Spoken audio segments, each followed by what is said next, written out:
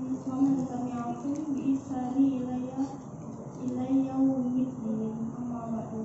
Salawat serta salam tidak lupa kita haturkan kepada kita Nabi Muhammad SAW, yang mana beliau telah mendahului kita dari zaman kegelapan hingga zaman keterang-terangan. Pertama-tama perkenalkan, nama saya Nur Haliza, saya Habib FPK Ibnu Khaldun periode 2020-2021. Nah, hari ini kita sedang melakukan kegiatan yang menjadi diskusi ya, silakan. Nah, sebelumnya saya akan membacakan profil materi kita hari ini. Nama Ari Saputra, tempat tanggal lahir Sambas 2 Juni 1900.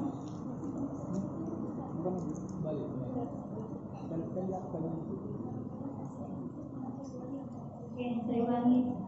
Nama Ari Saputra, tempat tanggal lahir 6 Februari 1996, jenis kelamin laki-laki, agama Islam, warga negaraan Indonesia, status mahasiswa, alamat sekarang di Jalan Serdang, Komplek Mitra Indah Utama 6. Untuk pendidikan beliau menempuh SD di SDN 12 Sarangburung Danau, Kecamatan Dawai, SMP di MTSN 1 Dawai, dan SMA di SMKN 1 Dawai.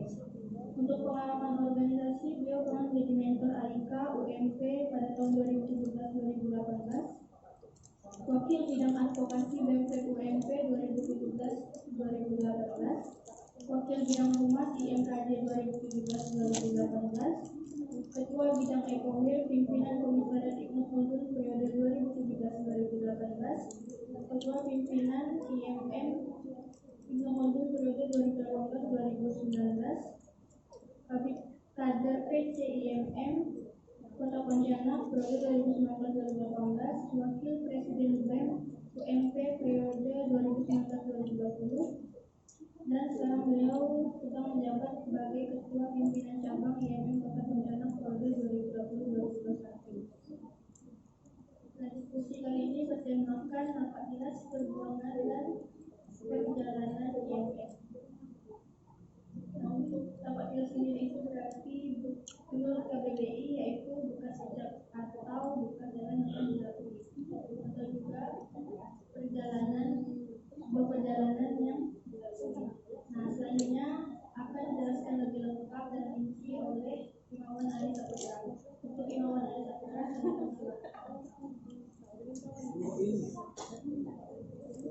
baik, bismillahirrahmanirrahim. Assalamualaikum warahmatullahi wabarakatuh. Kayaknya saya grogi kalau kayak ini urusan ini ya. Kedengaran kan? Oke. Ini alhamdulillah nahmaduhu wa nasta'inuhu wa nastaghfiruh wa na'udzubillahi min shururi anfusina wa min sayyiati a'malina may yahdihillahu fala mudhillalah wa may yudhlil fala hadiyalah. Asyhadu an la ilaha illallah wahdahu la syarikalah wa asyhadu anna Muhammadan abduhu wa rasuluh. Puja puji syukur kepada Allah Subhanahu wa taala yang Maha Kasih tak pilih kasih, yang Maha Sayang tak pandang sayang, yang Maha Kuasa tak pernah benar-benar dengan kekuasaan. Selawat serta salam ya, tak lupa juga kita aturkan kepada Nabi besar kita, junjungan kita, ya suri tauladan kita, itu Nabi Muhammad Sallallahu Alaihi Wasallam. Malam hari ini ya, Imawan dan Imawati ya, yang kita semoga dalam keadaan sehat walafiat ya, terus berada di rumah Allah Subhanahu wa taala, dan kegiatan ini semoga dirahmati Allah ya. Karena malam hari ini kita bisa kumpul untuk berdiskusi, untuk merefleksi kembali pemikiran kita. Namun sebelum itu saya pengen yang Imawati belakang coba ke sini ya. Jangan mojok buat gumpalan nanti yang bakal agak nambah power Messi sini ya, power Messi. Depan sini power Messi. Jangan taruh belakang, power Messi ada di sini ya. Di sini mana? Nah, karena kita ini di sini gitu, jadi suara saya tidak terlalu jauh. Saya pakai mic tuh nanti kebiasaan pula kan, jadi saya agak susah gitu. Oke. Nah, malam hari ini tema diskusi kita itu tapak tilas perjuangan atau singkatnya sejarah IMM, kan? Nah, sejarah IMM ini biasanya udah dikasih di materi di adik. Saya hanya akan mengulas kembali Plus kalau teman-teman yang di adanya gelombang kedua, Pak, saya pernah menceritakan sejarah IMM di Kalimantan Barat khususnya di UMP. Kalaupun masih ingat ya, saya pernah menceritakan sekilas kemarin. Cuman kalau di ada yang sebelum itu saya tidak tahu, ada enggak yang menyampaikannya gitu kan. Semoga ya masih ingat gitu. Jadi hari ini itu perjuangan IMM atau sejarah IMM gitu. Kita berada di satu wadah, satu keluarga, satu ikatan. Hari ini namanya Ikatan Mahasiswa Muhammadiyah. Bangsa yang sebesar adalah bangsa yang tahu akan sejarahnya. Ya. Begitu juga dengan organisasi. Organisasi yang besar adalah organisasi yang menghargai dan paham akan sejarahnya, gitu kan. Jadi sebisa mungkin kita tahu sejarah organisasi kita ya. Sebisa mungkin kita paham apa yang kita perjuangkan di organisasi kita gitu. Supaya kita hadir dan bersama duduk hari ini itu tidak hanya bermaksud suka-suka dan mengambil kebahagiaan semata gitu kan. Tapi ada proses perjuangan hikmatnya kebersamaan itu. Gitu. Jadi saya mau tanya ya, kayak gini, apa sih tujuan IMM? Kan? Tujuan IMM itu apa? Karena ini sejarah nih, pasti sejarah terbentuknya suatu organisasi ya, terbentuknya suatu rumah pasti ada sejarahnya. Kenapa sih harus nanam rumah di sini, buat rumah di sini gitu? Kenapa sih harus bangun masjid di sini? Kenapa nama masjid harus Nuruddin gitu kan? Kenapa gitu? Kenapa harus IMM dan tujuan itu apa? Ada yang masih ingat? Usaha terbentuknya akademi Islam. Bentuk akademisi Berhala membentuk akademisi Islam yang berakhlak mulia ya. Untuk mewujudkan Cita tujuan Muhammadiyah. dari Muhammadiyah. Apa? Usaha terbentuknya akademi Islam yang berakhlak mulia demi mencapai cita-cita Muhammadiyah. Oke, betul ya. Alhamdulillah ada yang tahu ya. Kalau kemarin kayaknya ada yang lupa gitu kan. Jadi alhamdulillah ada yang tahu ya. Ngawati tadi apa? Ada yang ingat Azim? Mengusahakan terbentuknya apa cerita Muhammadiyah? Akademisi Islam yang berakhlak mulia demi mencapainya tujuan Muhammadiyah. Cita-cita Muhammadiyah. Cita itu tujuan IMM. Hari ini di bulan Maret hamil tanggal berapa ini? 5. Hamil 9 hari itu miladnya IMM ke 57 tahun.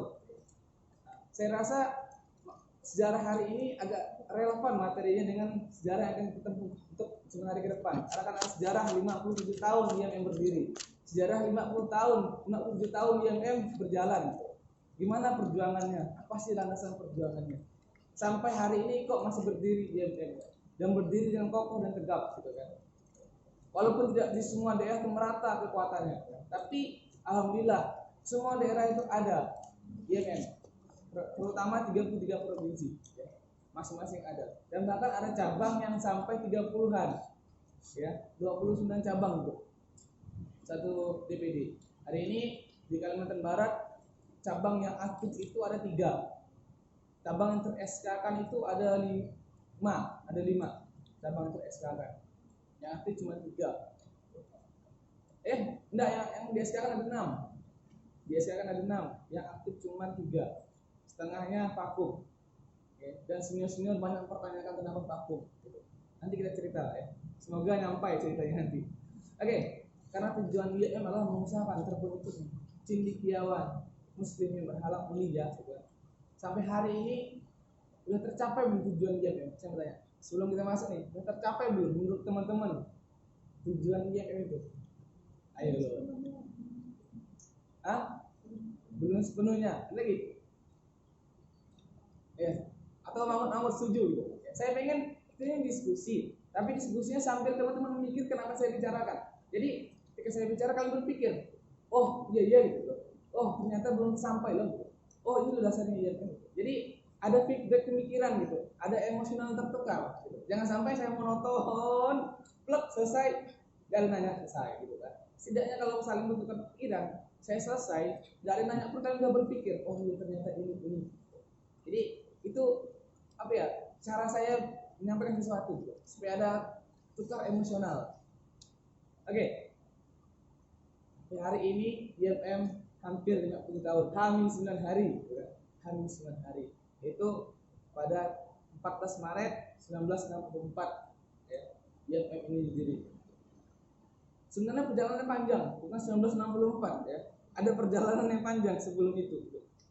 IMM pertama kali digaungkan itu pada Muktabar Muhammadiyah ke-25 yaitu pada tahun 1936, jauh sebelum IAM berdiri, digaungkan 1936. Ya. Kala itu Muhammadiyah merasa IAM itu belum dibutuhkan, karena kampus juga belum berdiri, ya. Kampus Muhammadiyah juga belum ada.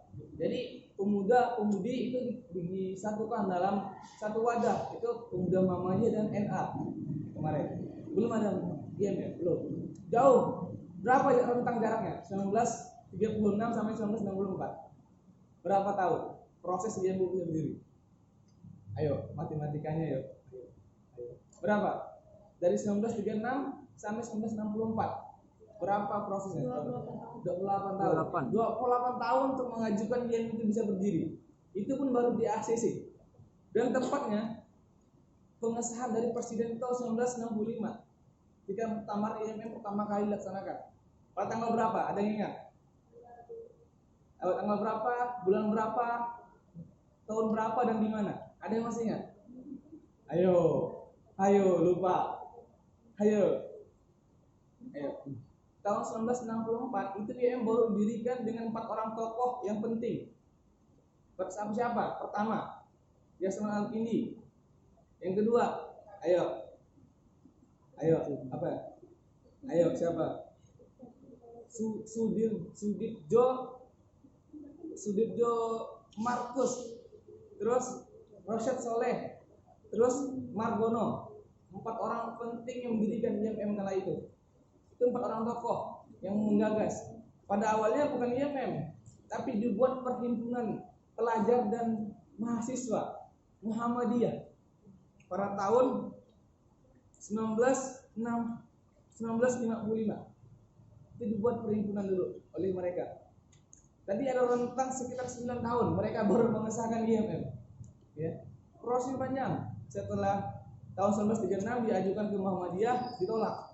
Belum perlu nih. IAM belum perlu Muhammadiyah. Terus dia dibuatlah perhimpunan untuk mengumpulkan mahasiswa yang IPM, yang pelajar dan mahasiswanya. Karena kampus pertama berdiri itu kampus apa? Ada ingat? UM? Nah. Ayo, ada tahu kampus mana? UM? Jakarta. Tahun berapa? Ada yang tahu? 19? Oke, saya jadikan PR. Itu. Jadi dibuat perhimpunan dulu. Baru akhirnya tahun 1964 di ACC. Di ACC. Dengan 4 orang tadi berjuang, 4 orang tokoh. Dan itu masih di kepemimpinan Kiai Haji Ahmad Badawi pada tahun 1994. Dan muktamar pertama kali IAM dilaksanakan pada tahun 1965 di Solo pada tanggal 1 sampai 5 Mei yang ditantangani oleh Presiden pertama Indonesia siapa? Soekarno. Kira Soeharto kan? Itu lupa pula kan? Nah, setelah itu ditantangkan maka dibentuk IAM. Itu perjalanannya buat mengesahkannya, buat dorong IAM ini dibentuk itu dari tahun 63. Dan akhirnya tidak bisa dijelaskan karena pada saat itu Muhammadiyah merasa adanya HMI, Himpunan Mahasiswa Islam, itu adalah orang-orang dalamnya yang mendirikannya pun bahkan orang-orang Muhammadiyah, dari Muda dan NA. Ada berapa tokoh-tokohnya adalah orang Muhammadiyah, sehingga berjalannya waktu Muhammadiyah merasa HMI adalah anak dari organisasinya, sepemikiran, mereka itu kalangan mahasiswanya di kala itu. Namun dengan berjalannya waktu, beriringannya waktu, ternyata mulai ada penyimpangan pemahaman tentang Islam, pemahaman tentang ideologi Muhammadiyah. Nah, disitulah baru dibenturkan apa yang digaungkan di tahun 63, tahun 36 pada Muktamar Pemuda tahun 1962. Digaungkan kembali. Bahasanya kita ini penting gitu, harus buat IAM ini gitu. Karena harus ada wadah mahasiswa dari Muhammadiyah itu sendiri Karena ada berapa kampus Muhammadiyah berdiri, namun tidak ada wadah untuk mahasiswa secara khusus gitu kan. Jadi ada orang-orang seperti itu pikir, sehingga akhirnya terbentuklah IPM dulu, bukan IAM, malah IPM. Tahun 62 malah IPM yang tantangan pada Konfiwil tahun 28 tahun tanggal 28 Juli 1962 terbentuk dulu IPM. IMM belum. IMM 2 tahun ke depan baru terbentuk IMM. Prosesnya panjang ya buat pikiran. Nah, ketika itu ada dua faktor yang benar-benar mendorong IMM untuk lahir ya. Ada dua faktor ya. Setelah tadi berdirinya dibentuk dengan orang tokoh penting ya. Salah satu Yasman Al-Kindi sebagai ketua ya. Terus Sudirjo Markus ya, Rosyad Saleh sama Margono. Dan hari itu pimpinan pusat Muhammadiyah masih dipimpin oleh Kiai Haji Ahmad Badawi. Terus faktornya apa? Ingat lah ya, internal dan eksternal ya. Masing-masing ingat ya. Kalau singkatnya ingat pasti. Isinya saya rasa tidak ingat semua. Apa isinya? Apa itu internalnya? Ayo. Faktor internalnya apa? Faktor eksternalnya apa? Ayo. Terus saat ia lahir itu timbullah suatu 6 penegasan dari dia. Nah, apa faktor internalnya? Faktor internalnya tadi ya adalah faktor dari Muhammadiyah itu sendiri. Seperti saya ceritakan di awal ya. Tidak usah ngantuk, bukan usah ngantuk ya. Tidak usah nguap gitu kan. Bukan usah nguap, jangan ngantuk ya. Kalau ngantuk minum dulu. Karena kita mulainya malam, biasanya agak malam pas ini ya. Wudhu, betul. Ustaz, Syekh ya, izin ya. Syekh. Ya. Oke. Ada faktor internal yang mendorong ia lahir. Karena tadi bahasanya kampus Muhammadiyah udah berdiri ya. Terus tidak ada wadah dari mahasiswanya, hanya ada HMI. Namun kala itu awalnya HMI sejalan dengan Muhammadiyah, namun akhirnya ada persimpangan antara ideologinya. Ya. Dan itu mendesak dari pihak Muhammadiyah sendiri untuk ya, melahirkan suatu wadah atau orkom dari Muhammadiyah di kalangan mahasiswa, ya, untuk mewadahi mahasiswanya, supaya hari ini teman-teman yang ada di kampus Muhammadiyah ya, khususnya itu berorganisasi dengan dia. Ya, mematangkan ideologi Muhammadiyah di IMM. Dan sekarang alhamdulillah tidak hanya di kampus-kampus Muhammadiyah, bahkan kampus-kampus negeri. Dan ketua pimpinan pusat hari ini, Bang Najib itu dari UIN Surabaya, ya, dari kampus negeri yang menjabat jadi ketua umum. Dan Bang Beni Pramula, karena Beni Pramula juga berasal dari UIN, dari Sekolah Tinggi Teknik Informatika, ya, bukan dari Muhammadiyah. Jadi banyak orang-orang yang lahir jadi pimpin itu bukan dari kampus Muhammadiyah, tapi luar Muhammadiyah. Tapi dan kita hari ini berada di kampus Muhammadiyah. Sangat sayang kalau tidak tahu dan tidak mau merasakan perjuangannya di IMM seperti apa. Oke, faktor internal, ya. Internalnya dorong, ya, karena mendesak kebutuhan tadi, ya. Akhirnya untuk menegakkan perjuangan Muhammadiyah, ya, sesuai dengan ideologi dan pemahaman Muhammadiyah secara utuh, Muhammadiyah akhirnya mengiyakan untuk membentuk IMM supaya dakwahnya Muhammadiyah semakin dipermudah, semakin lebar di ranahnya. Supaya dakwah Muhammadiyah dipermudah dengan kader-kader muda Muhammadiyah gitu. Bahwasanya kader hari ini berorganisasi di IMM kelak 20 sampai 30 tahun akan datang adalah orang-orang yang mendakwakan Muhammadiyah di tempatnya masing-masing gitu. Itu yang dipikirkan, akhirnya terbentuk IMM tahun 1964. Terus faktor eksternalnya apa? Eksternalnya juga tidak lepas dari kondisi bangsa hari itu, ya. Dan lagi-lagi berkaitan dengan HMI, ya. Berkaitan sekali dengan HMI. Kenapa? Hari itu, ya, kondisi bangsa sedang di keadaan konflik. Konfliknya konflik politik dan sosial antara PKI dan bangsa ini. Sehingga mahasiswa Islam itu, himpunan mahasiswa Islam akan digadang-gadang ingin dibubarkan oleh mereka karena bertentangan dengan mereka, ya. Bersikeras ingin merontokkan PKI. Dan hari itu penguasanya juga sangat erat gitu dengan PKI gitu kan. Jadi ada yang mengisukan bahkan dibubarkan dan pemahaman yang mulai beda dengan Muhammadiyah gitu kan. Sehingga faktor eksternal itulah antara bangsa yang sedang tidak baik-baik saja plus ya wadahnya itu juga hampir dibubarkan gitu kan. Jadi dua hal ini ya tidak pernah lepas dari HMI. Karena bahkan ada statement HMI adalah abangnya organisasi Islam di Indonesia. Ada statement, tapi tidak bisa mengatakan seperti itu. Karena memang orang yang mendirikan IMM dulunya juga berhimpun ya, tapi memecahkan diri karena merasa tidak lagi sejalan dengan ideologinya. Lagi sejalan. Sehingga terbentuklah IMM ini, wadah ya. Wadah. Karena ada 4 organisasi Islam. Tiga yang baru, 4 yang saat yang lama. Yang pertama sekali ini. Kedua pecah menjadi PMI. Ketiga pecah menjadi apa? IMM. Ketiga pecah lagi menjadi kami. Ya. Pertama, Pergerakan Mahasiswa Islam Indonesia. Yang kedua, Ikatan Mahasiswa Muhammadiyah. Yang ketiga, Kesatuan Aksi Mahasiswa Muslim Indonesia. Pecah, organisasi Islam itu pecah dari satu.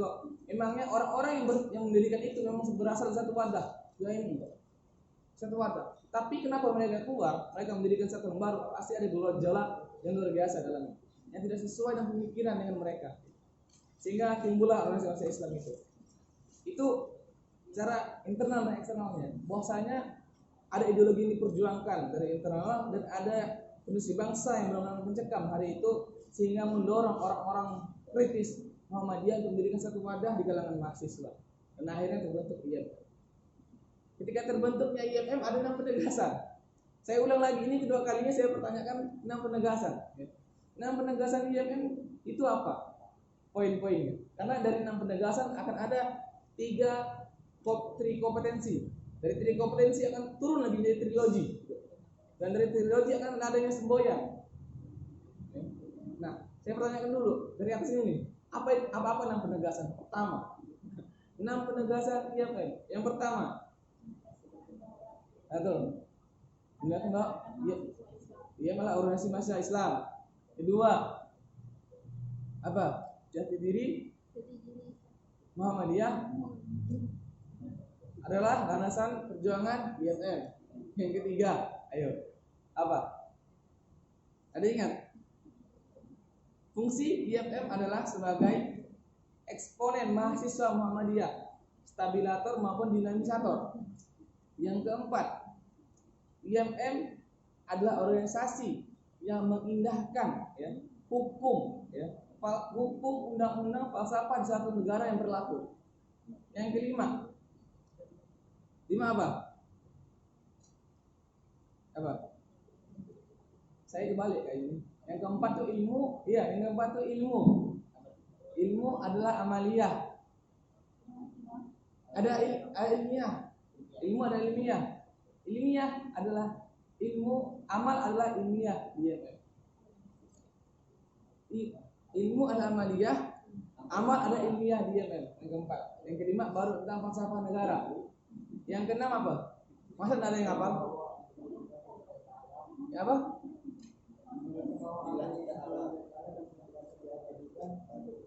Untuk kepentingan agama, bangsa, nusa dan bangsa. Ya, ada 6 ya. Jadi tolong diapakan benar-benar. Kita tahu apa sih, dan 6 itu ada penjelasannya lagi. Kenapa ada 6 poin itu? Ada 6 poin itu. Maka akan setelah poin itu, terus setelah tamat dikerucutkan lagi.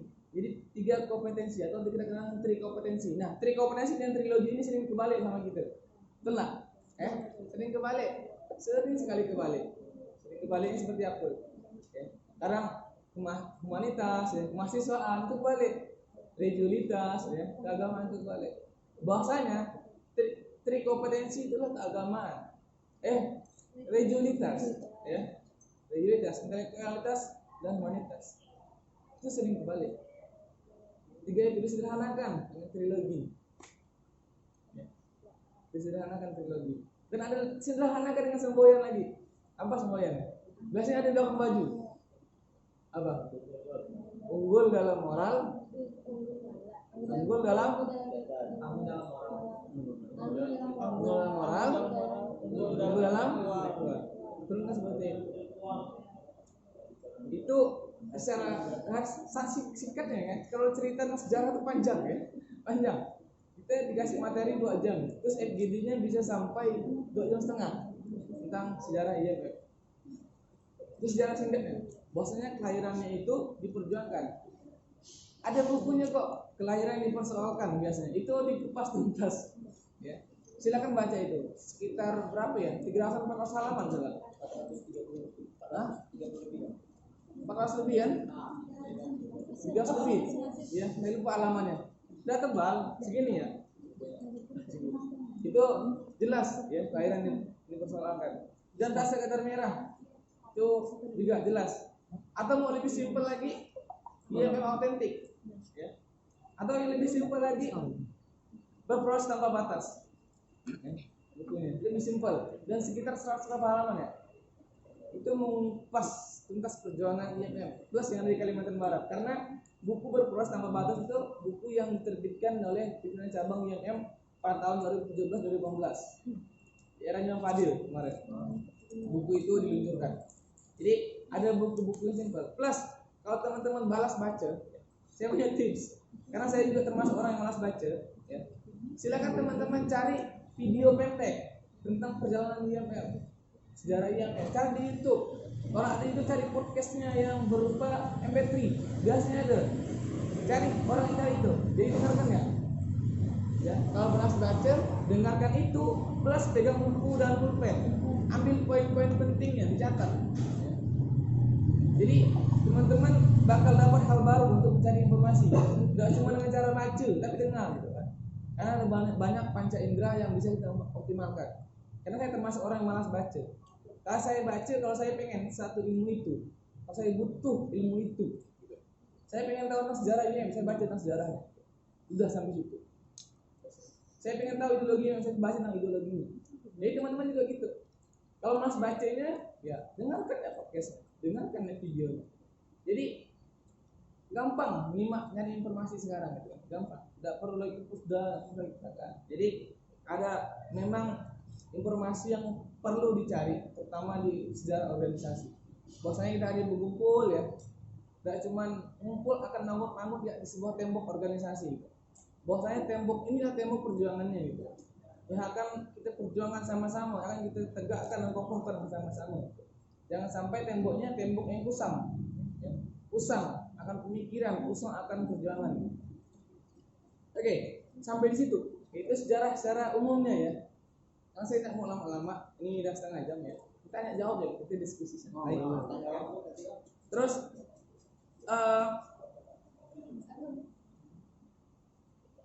saya ketua DPD IM yang pertama di Kalimantan Barat, yaitu almarhum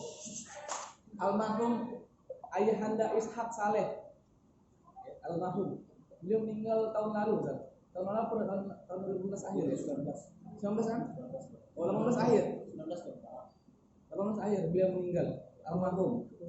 Dan beliau salah satu orang yang mendirikan kampus UMP.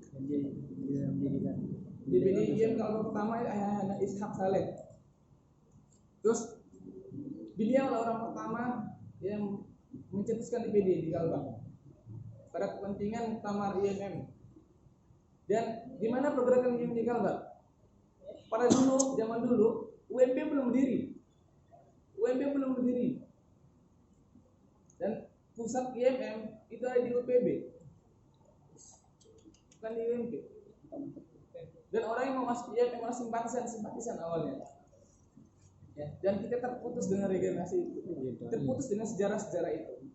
Saya hanya tahu beberapa tokoh, ya, seperti Ishak Saleh, ya, terus Bang Bonang, terus Pak Dedi,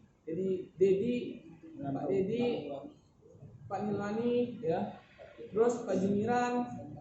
Kalau yang pernah naik perpustakaan, Pak Jumiran, beliau sekretaris umum di PDIM yang dulunya. Terus Kaprodi himpunan manajemen bisnis syariah. Siapa namanya? Pak Dedi Alamsyah. Itu ketua DPD IMM tahun 2016. Bang Dedi Alamsyah, ya. Terus Bang Bonang dari ketua DPD IMM, berasal dari UPB, ya. Terus Pak siapa yang ketua Basnas sekarang? Pak Uray Amin, ya. Pak Uray Amin. Dia itu ketua cabang IMM. Orang-orang terdahulu, dulunya bukan di UP, dulunya bukan di UP, di Untan, ya, di IAIN, ya, di UPB, dan orang-orang setelah kuliah dari luar. Bahkan kemarin sempat cerita di warung kopi sama Bang Bonang, bahwasanya dulu tuh perekrutan IMM tidak harus di AD, ya, karena siapa yang mau menjadi simpatisan Muhammadiyah dengan Pancasila, ayo gabung. Dan termasuklah Sultan Sanggau yang hari ini hari ini beliau berdomisili di Jakarta. Sultan apa namanya saya lupa. Saya kalau ceritakan sekali itu agak susah ingatnya. Beliau ketika orang yang mau jadi ketua di PDIM selalu sungkeman sama beliau. Ketemu dulu, ya. Sultan Sanggau. Dan dia pengusaha batu bara. Terus Sultan yang kemarin almarhum udah meninggal, almarhum. Bukan Sanggau, geser ke Sanggau sedikit. Skadal. Nah, Sultan Skadal. Ya. Dia alumni dari UPB. IMM meninggal. Jadi sejarahnya dulu itu udah harus diadil karena kita belum ada kampus dan orang-orangnya itu terakhir karena kepentingan muktamar IMM. Karena kepentingan muktamar itu tidak lepas erat dengan kaitan berpolitik organisasinya. Karena satu daerah itu menentukan kemenangan orang menjadi ketua DPD IMM. Jadi ketua DPD IMM. Jadi dibuat DPD IMM di Kalimantan Barat. Dan hari itu yang pertama kali jadi ketuanya adalah Almarhum Ustaz Saleh. Orang penting di Kalimantan Barat, orang penting mendirikan kampus ini. Orang penting mendirikan 3 kampus di Kalimantan Barat. Pertama kampus UEP, kedua STIK Muhammadiyah, ketiga Polita. Orang penting mendirikan 3 kampus itu. Itu Imawan. Dan kenapa hari ini 2 kampus STIK dan UMB jasnya merah? Karena yang mendirikannya organisasinya IMM, Imawan yang mendirikannya. Karena ketika rapat masih ada yang hidup, saya merinding. Pak Zaini, dia Imawan, orang yang mencetus kampus ini sekarang menjadi sekretaris PWM. Kenapa? Apa warna jas kita, alma mater kita? Dan beliau mengatakan serentak merah karena kita IMM. Dan semua sepakat merah dan akhirnya jas kampus kita merah karena IMM yang mengusung itu.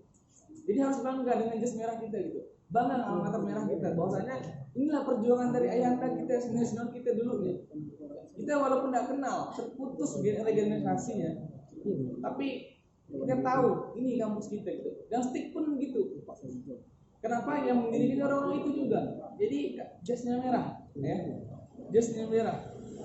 Sehingga teman-teman nggak usah minder, nggak usah malu. Kalau apa UMP jasnya merah? Beda dengan Polita atau Aisyah, karena ibunda penggagasnya, ya. Dan peran pentingnya juga, ya, sama dengan orang-orang itu, tapi ibunda yang menggagas. Jadi yang lahir di Kalbar itu secara kepentingan politik organisasi untuk muktamar. Terus bergeraknya awalnya dengan cara simpatisan, namun akhirnya periode kedepannya itu dengan cara perkaderan di AD. Karena zaman dulu tidak gampang cari orang untuk berorganisasi yang tidak gampang. Bahkan tanda kutip ya, orang-orang yang beri-IMM itu orang-orang yang mabuk, orang-orang anak jalanan, ya. Karena mereka merekrutnya di warung kopi, ya, di lapak-lapak kopi, lapak-lapak yang tanda kutip tempat mereka mabuk gitu loh. Jadi tidak heran kalau teman-teman dulu, orang-orang dulu, orang yang keras-keras gitu, karena terbentuk itu. Tapi dengannya berjalannya waktu, ya, akhirnya teman-teman yang Kalimantan Barat memetakan diri sebagai IMM yang hari ini benar-benar menjaga hijabnya, benar-benar yang berbeda warnanya, ya, hampir mirip dengan Makassar, ya, mirip dengan Jogja, gitu kan? Karena ya senior-seniornya kayak Pak Yilwani, Pak Rizal, itu ya orang-orang dari Solo, gitu, orang-orang yang berkaitan erat dengan Jogja, ya. Mereka yang membuat peta itu, mereka yang membuat tradisi itu, sehingga lihat teman-teman hari ini berjilbab, jilbabnya bagus, kan? Bajunya bagus, rapi. Beda dengan kader-kader luar yang notabene, mohon maaf, tidak semuanya mereka pakai celana panjang, tidak semuanya mereka pakai celana yang rapi. Cowok cewek celana koyak, tidak semuanya. Tapi hari ini yang kita titik beratkan, kita adalah organisasi Islam, berjuang di organisasi Islam. Tidak lucu kalau kita melepaskan janji diri sebagai seorang Muslim, ya. Tidak lucu, sangat-sangat tidak lucu, gitu kan? Aneh asalnya kalau kita hanya fokuskan pada soleh sosial, tapi lupa akan soleh individu. Bahwasanya soleh individu harus melekat pada diri kader. Misalnya nih, Sandi jadi ketua umum, terus setiap sholat Sandi tidak pernah ada di masjid, gitu kan? Setiap sholat Sandi hilang, gitu kan? Nanti dipertanyakan, ketua umum kok seperti itu? Ya mau tidak mau, dialah figurnya. Itu juga ICMM, katanya IMM. kok ke kampus nggak pernah sholat, ya. Ke kampus kok nggak pakai jilbab, gitu ya. Jadi itu yang akan dipertanyakan karena tanggung jawab itu tidak bertambah, ya. Dan kita beri bukan berarti kita yang mewajibkan itu semua, tidak. Yang wajib itu semua Islam. Kita adalah mempertegas bahwasanya harus seperti ini, gitu. Lingkungannya seperti ini. Alangkah lucunya kayak tadi, ya, seorang organisasi Islam tapi melepaskan dari dirinya seorang muslim, ya. Berjuang koar-koar terhadap kebatilan namun lupa akan kesolehan individunya. Lupa. Jadi IMM hari ini di Kalbar yang emang awalnya terbentuk karena kepentingan politik organisasi kala itu, ya. Dan akhirnya lama-kelamaan ini terbentuk, ya, dengan kampus-kampus non PTN, Untan, YIN, UPB. Namun pada tahun 2000-an setelah UMP berjalan mulai besar, itu kader-kader di UMP mulai bergerak, ya. Mulai ingin merebut kekuasaan dari tangan-tangan kader-kader yang non PTN, kader-kader UPB, kader-kader dari YIN. Mereka yang menguasai itu karena DPD-nya kemarin dipegang oleh kader-kader non PTN, bukan dari kampus Muhammadiyah. Akhirnya tahun 2001, 2002 atau 2003 itu Musda ketuanya dari DPD-nya dari STIK, ketuanya STIK. Dan akhirnya periode berikutnya Musda lagi, dia mau UMP memutuskan bahwasanya pergerakan yang mau berada di PTN. Musda dan akhirnya ketuanya Bang Bona, bukan Bang Bona, ketuanya Bang Junior Bang Bona dari kampus Muhammadiyah UMP. Nah, setelah itu ketika DPD-nya dari UMP dan kader-kader dan PTN itu mulai kurang diperhatikan, adanya kesenjangan sosial antara kader dan mulai hilang perkaderannya. Jadi perkaderan aktif di non PTN itu sampai tahun 2003 atau 2004, ya, misalnya yang kedepannya hilang sampai tahun 2009 hilang kader-kader PTN hilang sehingga terputus regenerasi. Padahal dulunya IMM itu pusatnya bukan di UMP, bukan di UMP. Terakhir itu ketua DPD-nya sebelum dari PTM itu Bang Bona tahun 2004 itu. Iya, dia ketua DPD IMM terakhir yang berasal dari non PTN, dari UPB. Ya, dari UPB. Namun setelah itu berjalannya waktu lahirnya kadernya dari sini, dari UMP. Dan adanya keterputusan perkaderan sehingga hari kita ketahui, ya, di Untan baru satu komisariat, YN masih persiapan, STIK IKIP masih persiapan, ya. Padahal dulunya pusatnya bukan di sini. Mungkin ada miskomunikasi antara senior kita, ya, yang hari ini sedang kita perbaiki bersama-sama, ya, dari cabang komisariat yang diupayakan oleh pimpinan cabang. Bahwasanya kita harus memiliki kader-kader non PTN. Ya. Bagaimana caranya? Ya, kalau ada teman-teman yang punya adik, saudara, sepupu, atau teman sepermainan yang kuliah di non Muhammadiyah atau non PTN A, ya. Karena sekarang berubah PTMA, Perguruan Tinggi Muhammadiyah Aisyah. Ya. Kalau di luar itu, silakan ngajak duduk bareng, ngopi bareng, ya. Kita diskusi, kita gerakan IMM di sana. YIN, Untan, ya, IKIP, silakan ajak teman-temannya, ya. Kita dari pimpinan cabang siap diskusi dengan mereka. Kita siap buat mengkader mereka dengan diskusi panjang nantinya. Jangan ragu, ajak teman-temannya. Sama-sama nih, kita dari pimpinan cabang perlu nih link-link dari teman-teman, ya. Dari teman-teman misalnya Ica, sekolah di SMA berapa, Cak? Man 1 dia. Man 1. Di Man 1 kawan Ica banyak kuliah Untan YIN, ya. Dan Ica kenal dekat sama mereka. Ada 5 orang kader, orang teman, 3 dari 5 itu udah alhamdulillah. 3 dari 5 itu udah alhamdulillah dapat. Dan 3 itu pasti akan mencari teman lagi. Ya. Kita usahakan seperti itu dulu, ya. Karena pergerakannya harus pelan-pelan. Karena tidak mudah nih bangunnya lagi, ya. Kalau tidak dengan teman-teman bantu, sampai kapanpun non PTN tidak akan pernah hidup. Ya. Kita kalau mengharapkan pimpinan cabang doang, pimpinan cabang toh, ya, mungkin lama pergerakannya. Jadi itu sejarah yang di Kalbar sampai hari ini bisa teman-teman lihat. Dan yang saya ketahui pimpinan cabang sampai hari ini cuma berapa, ya? Dan ini periodenya putus-putus. Saya ketahui Bang Bonang, terus Pak Uray Amin, terus stick yang Pak sekolah siapa?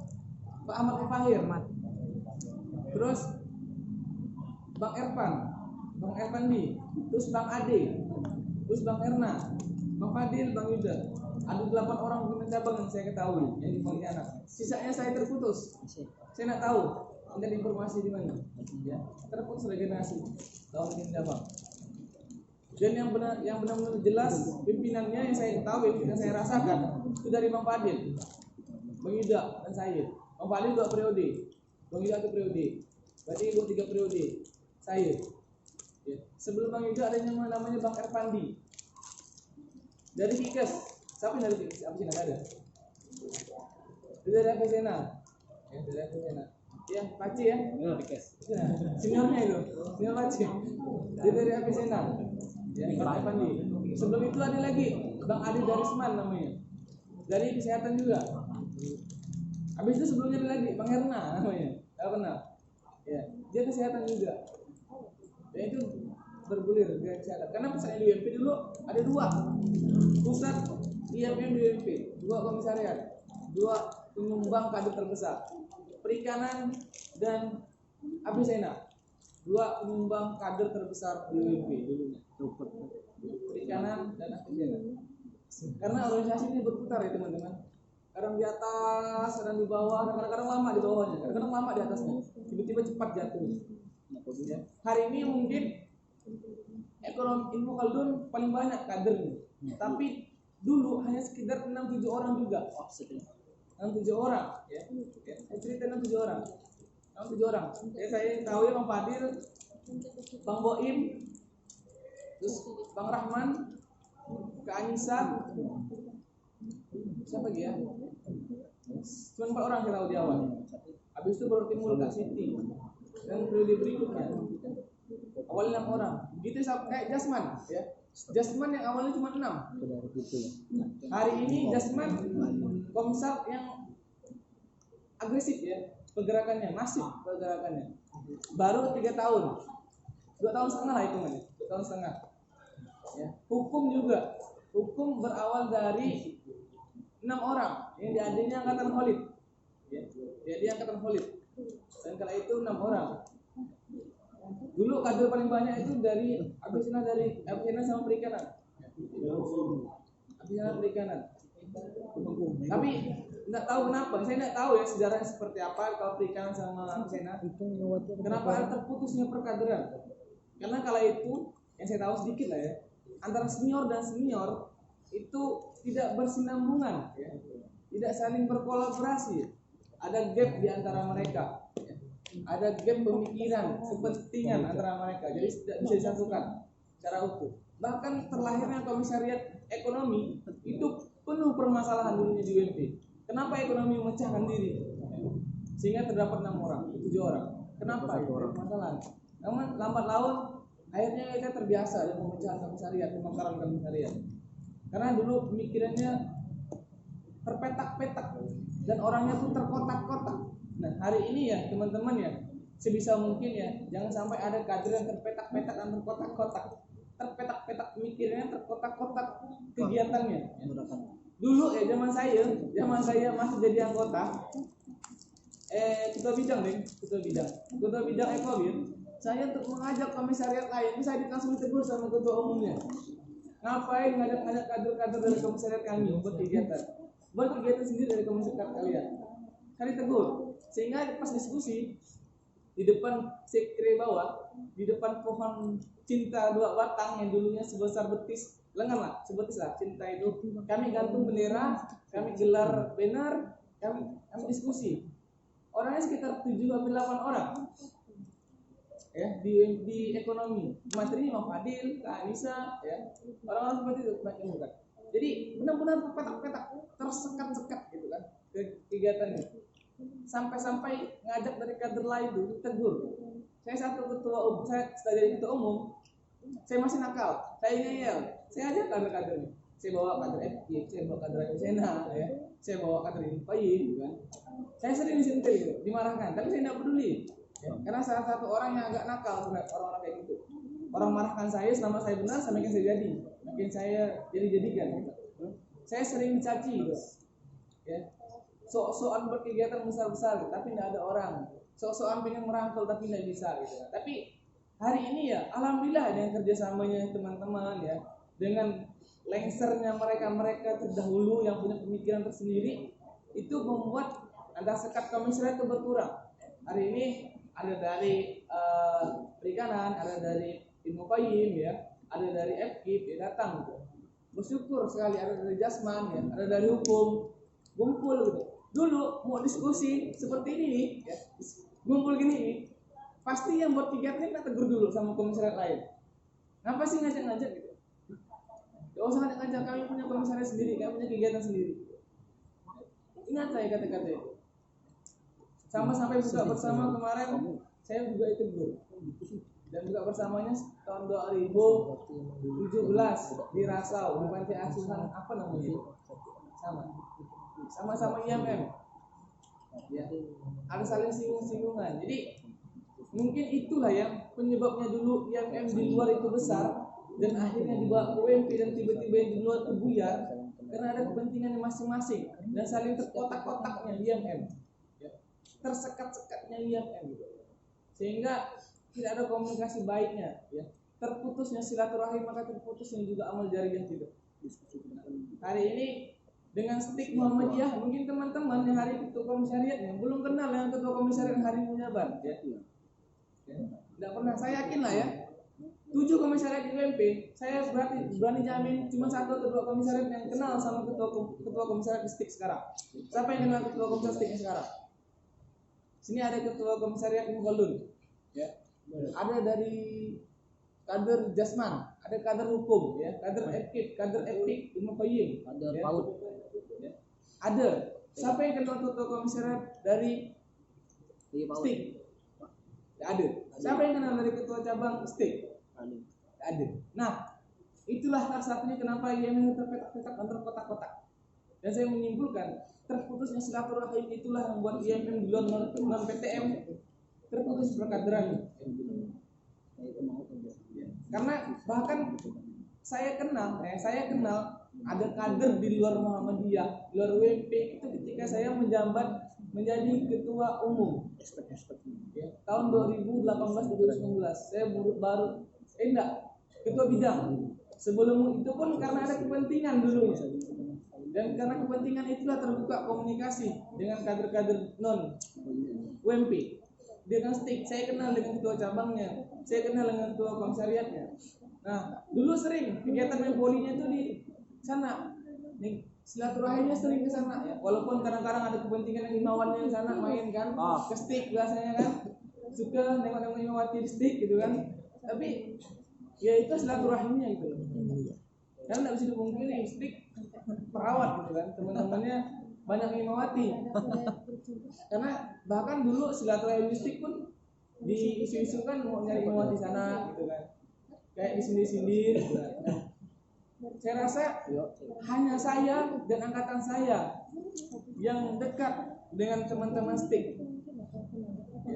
Saya berani jamin itu. Setelah saya tidak berani jamin ada yang dekat dan sedekat saya dengan orang sana. Saya yakin itu. Jadi teman-teman ya, saya harapkan jangan mengkotakkan diri teman-teman, ya. Mengkotakkan diri kita. Ya. Yang ada di UMP jangan merasa besar gitu. Dengan teman-teman yang di STIK. Yang cabang Kota Pontianak juga sama-sama kita kenalan dengan cabang Kuburaya, cabang sebelah. Jadi ada silaturahim terikat. Jadi itu ya sejarahnya. Saya simpul sedikit ya, ngambil cuil-cuilnya dari secara umumnya berdirinya dan IMM di Kalbarnya. Ya. Karena itulah perjalanan singkatnya. IMM di Kalbar hanya berawal dari simpatisan dan orang-orang yang mau berjuang di Muhammadiyah. Sampai hari ini ya kalau di database kan lebih dari 1000 kader IMM di Pontianak. Cuman terputus perkaderannya ya. Banyak kok orang dulu di Singkawang ada ya cabang-cabang yang aktif ya, sekarang yang vakum itu di Singkawang. Kedua Sambas, ketiga Landak, ada 3 cabang IMM yang vakum hari ini. ada 3 cabang. Yang dulunya di Singkawang tuh lumayan besar ya, di Sambas juga lumayan besar, Landak juga lumayan besar. Terputus karena tadi DPD-nya dari PTM Diambil alih, dan PTM itu ternyata kemampuan merangkulnya kurang dari teman-teman non PTM, sehingga ada beberapa cabang yang benar vakum sampai hari ini, dan dipertanyakan kenapa tidak mampu membangkitnya kembali. Padahal mahasiswa ada ramai. Singkawang udah berapa 3 kampus, Sambas 4 kampus, Landak 2 kampus, Sintang alhamdulillah hidup.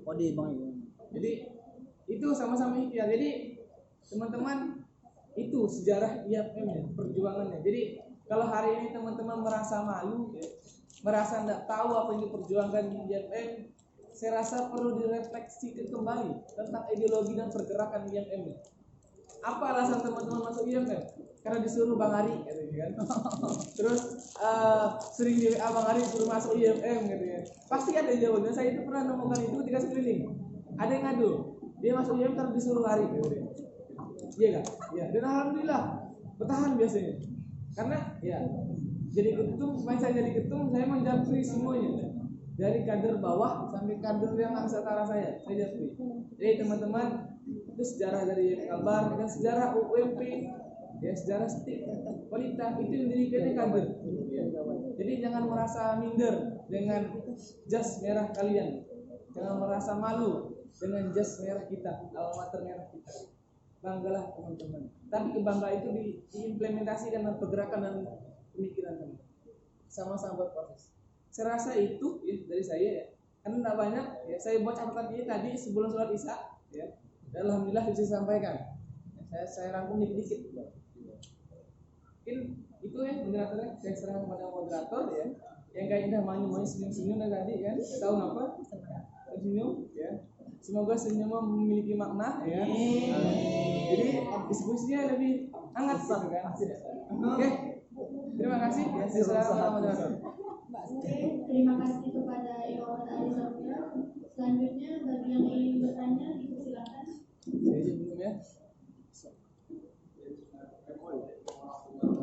Waalaikumsalam warahmatullahi wabarakatuh.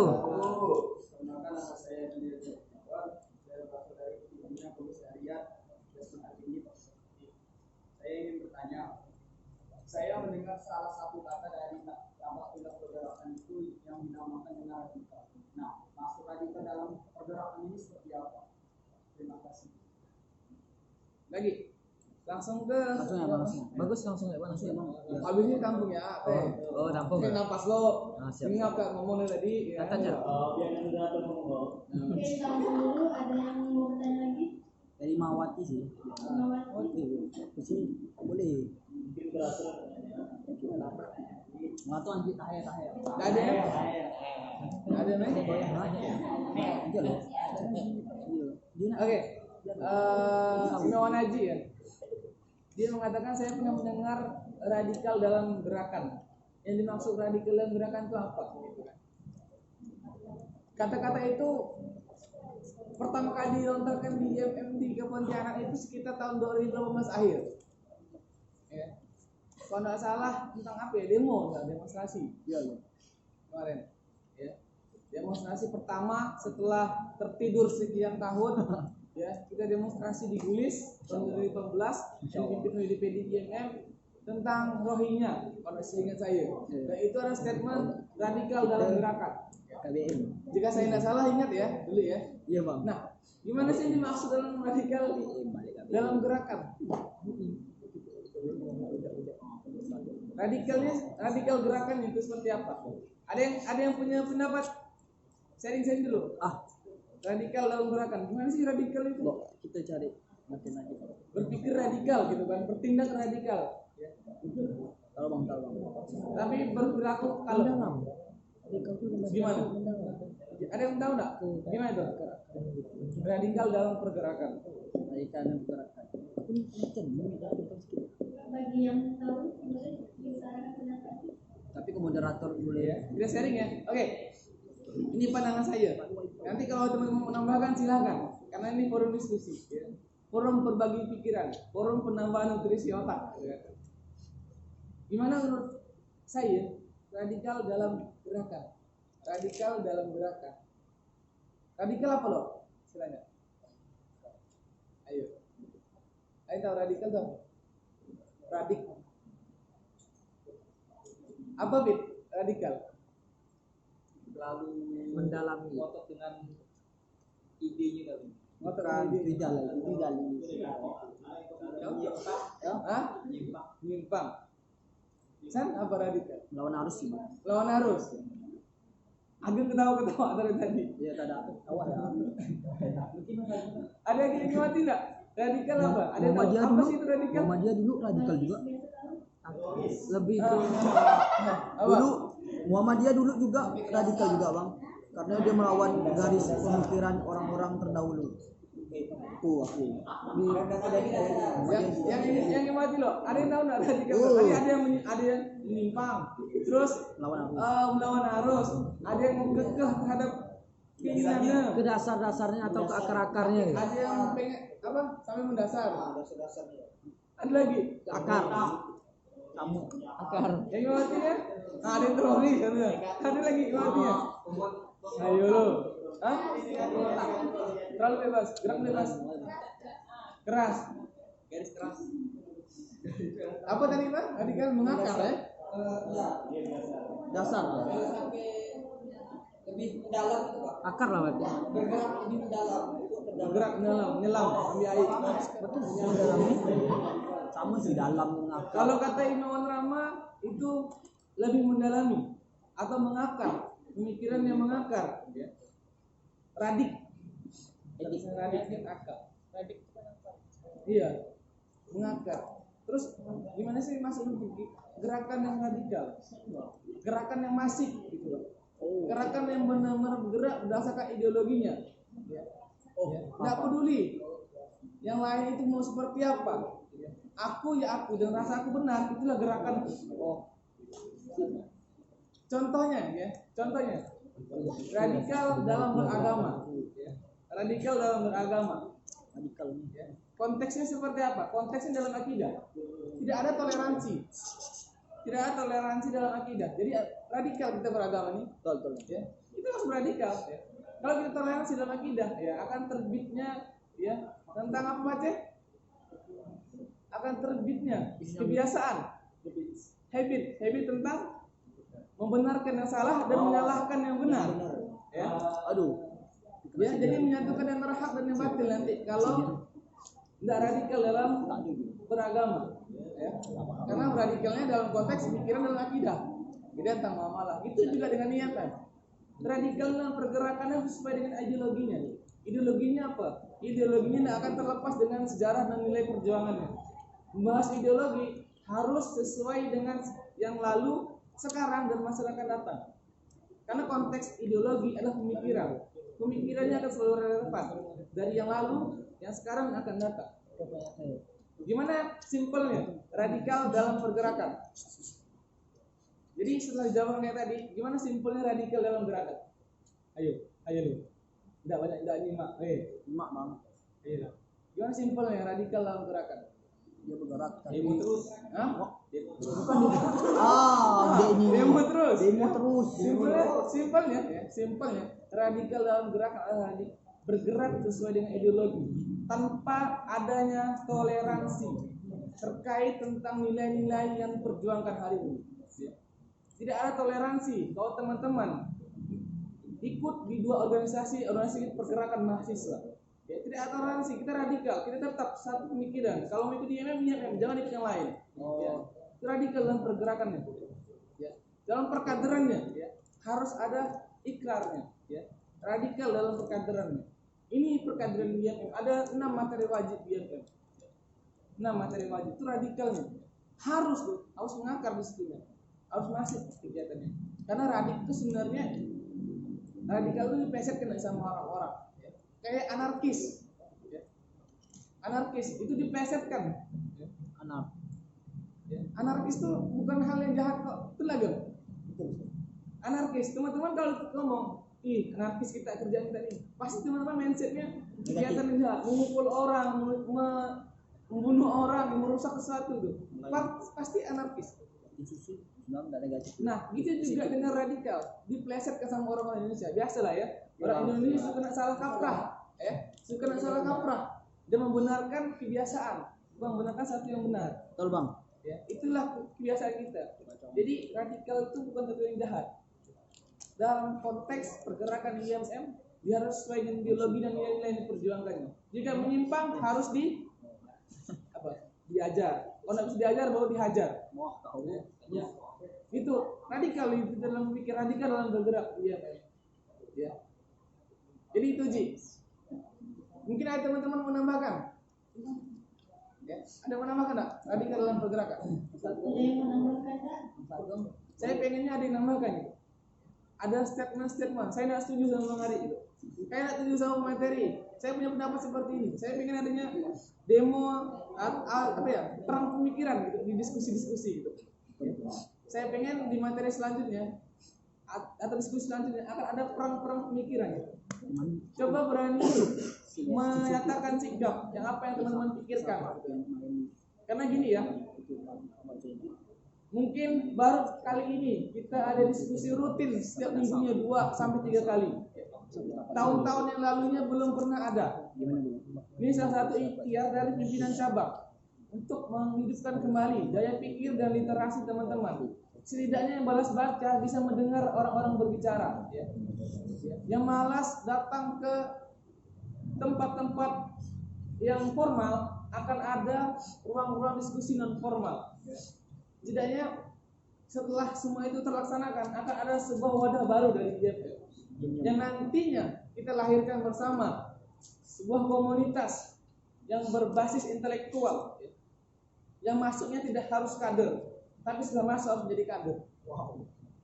Itu tujuan dari cabang kota untuk menghidupkan kembali daya literasi supaya teman-teman hari ini kalau berdiskusi di luar tidak cuma di lingkungan UMP dan IMM itu terbiasa dengan cara pola pikir orang-orang berbeda.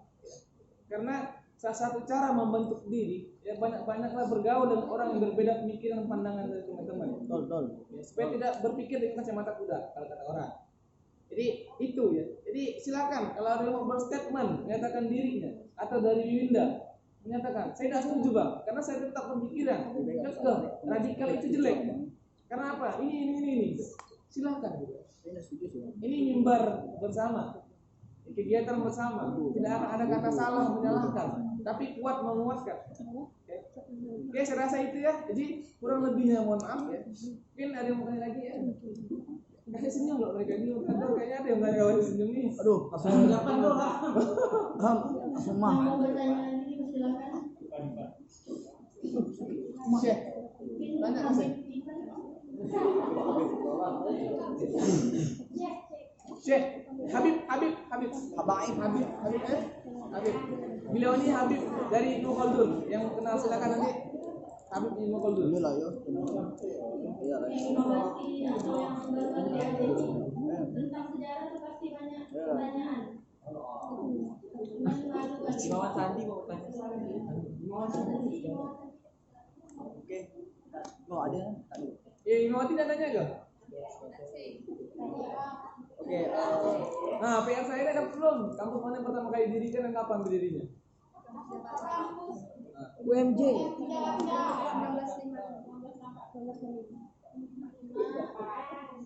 Udah, nanti ya. Bismillahirrahmanirrahim. Assalamualaikum warahmatullahi wabarakatuh. Waalaikumsalam warahmatullahi wabarakatuh. Oke, perkenalkan nama saya Sandi Naiwan dari Komisariat Ibnu Khaldun. Di sini saya ingin berterima kasih kepada Imawan Bang Ari karena telah menjelaskan juga beberapa tentang sejarah IMM yang ada di Kalimantan Barat. Jadi saya ingin bertanya nih tentang kita kan tahu nih Bang, mungkin dulu dari abang-abang kita sebelumnya tuh setiap berkonser tuh ada jarak lah, malahan udah ada batasan-batasan sehingga jika kita mau dalam kegiatan tuh susah. Dan itu alhamdulillah sekarang kita udah dengan adanya sekre juga, itu udah kita dapat merasakan kebersamaan seluruh komisariat. Dan ini saya ingin mempertanyakan Bang tentang kenapa kita sekarang masih juga berjarak dengan beberapa dari komisariat di Kuburaya, khususnya di Istiqlal, karena juga dalam kegiatan kita ini jarang juga mau dekat, selalu fokus ke Pontianak atau di UMP. Jadi kan betul kata abang tuh, mungkin cuman abang nanti kalau misal setelah abang bisa nggak ada kayak gitu, bisa berkomunikasi langsung ke orang-orang luar gitu. Jadi gimana ya gitu untuk berilah pandangan terhadap adik-adik abang itu biar gimana ke depannya. Oke. Teman-teman dengar nggak pertanyaan sendiri apa kira-kira? Kecil soalnya, kamu dia panjang kalau kecil ulangan. Kalau sama kipas. Tadi pertanyaannya saya ulang ya. Beliau mempertanyakan kenapa hari ini masih ada sekat-sekat antar komisariat yang kurang harmonisnya pergerakan kita hari ini. Terus ya gimana cara kita membangun tali silaturahim yang komisariat yang non UMP? Itu dipertanyakan sama Sandi. Supaya kedepannya tidak cuma saya, Bang Fadil, Bang Yuda yang kenal dengan mereka di luar UMP. Ya. Pertama saya membahas dulu di UMP ini, karena saya lahir di UMP ya. Saya lahir di kampus ini dari IMS ini yang awalnya cuma coba-coba, dan akhir terjerumus ke kolam yang menjerumuskan saya bertahan sampai hari ini. Alhamdulillah saya bersyukur. Itu satu jalan yang benar. Karena saya dulunya berijabah karena saya mengidolakan seorang imamati dan imawan di UMP. Itu yang membuat saya termotivasi dulunya. Kenapa saya berijabah? Jadi dulunya terlihat harmonis ketika saya belum masuk IMM, terlihat manis dan menggoda, gitu kan. Terlihat baik-baik saja dari luar. Namun ketika masuk ke dalamnya ternyata tidak seindah dan tak semenggoda apa yang saya kirakan sebelum berijabah. Karena ketika itu saya melihat kader-kadernya bagus tampil di depan, elok tata kerama dan penampilannya. Itu membuat saya tergoda karena saya mahasiswa baru, saya dari kampung ya, yang notabene ingin mencari ilmu dan mencari saudara baru, akhirnya memutuskan masuk sebuah organisasi yang walaupun awal niatnya sebagai coba-coba, dan ternyata di IFM juga ada sekat-sekat, ada kotak mengkotakkan, ada lubang-lubang dan celah-celah yang harus kita tambal sama-sama. Apa itu? Hal kecilnya silaturahim. Silaturahim antara kaum masyarakat hari ini belum seharmonis yang kita lihat dari luar. Belum seharmonis itu. Kenapa? Karena tadi masih adanya rasa malu dan sungkan untuk menegur sama kader. Malu dan sungkan. Jangankan antar komisariat, satu komisariat yang beda angkatan misalkan 2 tahun, itu akan ada jarak rasa tak enaknya tinggi. Betul. Tak enaknya tinggi. Malu. Tak nyaman ya. Segan. Nah, hal itu yang membuat kita hari ini kayak berjarak. Padahal enggak ada sekat. Cuma sekat ini, Bang. Bisa nengok masih kan, bisa nengok. Tapi itu hal sepele yang benar-benar menjadi vital. Gimana cara memperbaikinya? Komunikasi secara terus menerus, silaturahim. Kalau teman-teman antar komisariat sesama komisariat saja tidak kenal atau tidak harmonis, bagaimana mau harmonis dengan komisariat lain? Ya, betul. Kita punya rumah, tapi kita pengen rumah kita catnya bagus, sama. Tapi kita tidak pernah mau beli cat dan tidak pernah mau ngecat rumah kita. Dan itu hanya sebagai impian dan kenangan dan kata-kata manis semata. Benar. Kalau rumah kita sendiri saja jelek, gitu kan? Bagaimana mau bersama-sama perbaiki rumah orang lain? Bukan berarti tunggu kaya baru ngasih, enggak. Tapi alangkah baiknya di komisariat masing-masing ya, dan di tubuh cabang juga itu saling harmonis. Artinya cobalah silaturahim itu sering nih dikit. Ya. Saya melihat hari ini komisaris yang sering buat silaturahim ada 2 dan hampir 3. Pertama itu Jasman, sering silaturahim. Silaturahimnya bukan di kampus, bukan di sekre. Silaturahimnya di rumah kader itu sendiri. Di rumah kader. Kedua itu Holdun, sering. Ketiga Ekip, udah mulai sering. Yang lainnya lagi proses. Karena kalau teman-teman ya silaturahim ke rumah kader lainnya akan ada rasa ikatan emosional yang timbul. Akan ada kenalnya dengan keluarga. Ya. Orang tua yang awalnya tidak mengizinkan anaknya ber-IMM akhirnya mengizinkan. Ya. Teman-teman yang hari awalnya canggung akan ada rasa simpati dan rasa memiliki kalau sudah sering bersilaturahim. Karena tadi ya kalau udah nyaman ya, udah enak ya, insya Allah ya, apa yang pun kita minta tolong ya, bahkan diiyakan ya, akan diikuti dengan tanda kutip minta tolong bukan perintah ya. Minta tolong. Kalau komisariat misalnya gini, jangankan kita yang dilahirkan dari rahim organisasi dan dari rahim ibu yang berbeda, kita dilahirkan dari rahim yang sama pun jika tak pernah ketemu dan tak pernah berbicara, jarang misalnya akan ada miskomunikasi dan merasa tak enak dan canggung dengan keluarga kita seorang. Betul nggak? Mungkin di sini ada yang merasa lebih dekat dengan kawan daripada saudara sendiri. Itu juga di IMM. Macam mana kita mau merasa itu ikatan kita kalau kita jarang ngobrol, jarang ketemu, jarang silaturahim, jarang diskusi. Tapi katanya ikatan. Tapi tidak pernah memperbaiki tali silaturahim yang simpel namun vital. Makanya saya sering buat kegiatan ini, saya ulang lagi ya. Saya sering buat agenda mendadak. Karena saya tipikal orang yang mendekati orang lain dengan cara emosional, dengan rasa kekeluargaan. Karena saya yakin dengan rasa itulah orang tidak akan merasa keberatan jika dimintai tolong nantinya. Kita sering buat diskusi malam-malam di gang sekre, sering. Kita sering masak makan di sekre, sering. Kita sering main kartu di sekre, sering. Kita sering gosip di sekre, sering. Kita sering hidup sekre, sering. Kecuali Pak Cina pernah ikut. Pak Cina tidak pernah ada kalau dia tidak tidur, kan? Ya. Jadi hal-hal simpel seperti itulah yang nantinya ya, yang akan kalian rindukan dalam ikatan ini. Dia mau menumbuhkan rasa kekeluargaannya. Kau tumbuh rasa kekeluargaan di UMP ini. Jangankan dalam komisi sendiri, antar komisariat merasa memiliki, rasa tanggung jawab. Hari ini buktinya.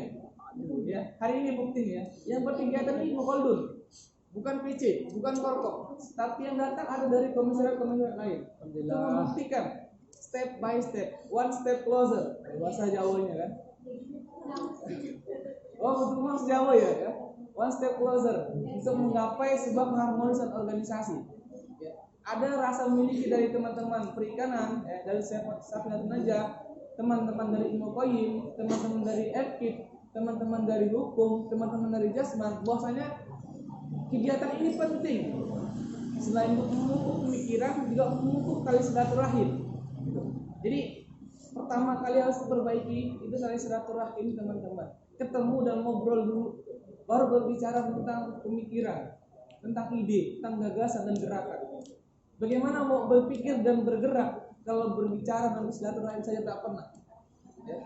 Jadi saya menyarankan buat diri saya dan kita semua, mari eratkan tali silaturahim ya, untuk mengokohkan pemikiran dan pergerakan kita ke depan. Itu. Terus yang ke konsep non UMP gimana caranya ya? Kalau saya memang orang tebal muka. Ya. Kalau bahasa saya muka tembok. Ya. Kayak kalau saya merasa butuh, saya tidak nunggu orang lain. Saya tidak nunggu diarahkan, saya datang. Saya datang ke mereka, ngobrol. Akhirnya saya tidak langsung menunggu rasa emosional. Kok zamannya saya ingat, zamannya saya lah kegiatan itu sering undang anak STIK. Dan STIK pun sering undang saya. Dan sekarang ini pernah enggak STIK undang kalian? Kemarin STIK Muskom, pernah ada enggak STIK undang kalian? Kalian Muskom ada enggak kalian undang STIK? Nah, bagaimana mau tali silaturahim kalau kalian sendiri enggak mau mulainya? Masa mau saya buru-buru kayak ayolah ke stick, ayolah agak kawan-kawan stick. Saya rasa tidak perlu kayak gitu. Ya. Saya merasa teman-teman sudah dewasa, tahu mekanisme itu, pentingnya itu. Tinggal teman-teman punya niat dan mau melaksanakan atau enggak. Kalau mau, insya Allah kita sama-sama akan ngasih linknya. Ini nomor ketua Komsat stick, hubungi. Sekarang stick ketuanya Imawan, enak mau komunikasi. Ya, sekarang ketuanya Imawan, bukan Imawati lagi. Kemarin baru muskom minggu lalu. Alhamdulillah Imawan yang terpilih. Jadi teman-teman hari ini sudah komunikasikan. Kalau Imawan itu biasanya nggak enak komunikasinya, tidak ada rasa canggungnya kalau sama itu. Ya. Kalau Imawati biasanya nggak canggung gimana gitu kan. Takutnya malah baparin orang gitu kan. Ada modus gitu kan. Karena memang listrik kemarin kadernya kan cewek banyak. Dan sekarang lagi zamannya Imawati naik daun. Di beberapa cabang yang saya kenal di luar Kalimantan itu ketuanya Imawati. Cabang yang sekelas kaum yang terkenal dengan intelektualnya dan daya tulisnya itu dua cabangnya Imawati, Jasman Al-Kindi dan A.R. Farudin, Yogyakarta. Kedua ketua cabangnya Imawati yang terkenal dengan literasi menulis dan membacanya. Itu Imawati. Beberapa komsat luar yang dulunya angkatan saya ya kalau ketumnya dan juga menjadi Imawati ketumnya hari ini. Jadi jangan minder kalau jadi Imawati untuk jadi ketua umum. Buktikan ya. Statement Imawati itu tidak baperan tapi berperan. Saya rasa itu San ya. Buat teman-teman, buat kita saya pribadi, yang kita perbaiki itu tali silaturahim kita, komunikasi kita ya. Saya sama Cuy, sama Nur Hidayah, itu rasa adik dan abang. Padahal kita 2-3 angkatan berbeda di bawah.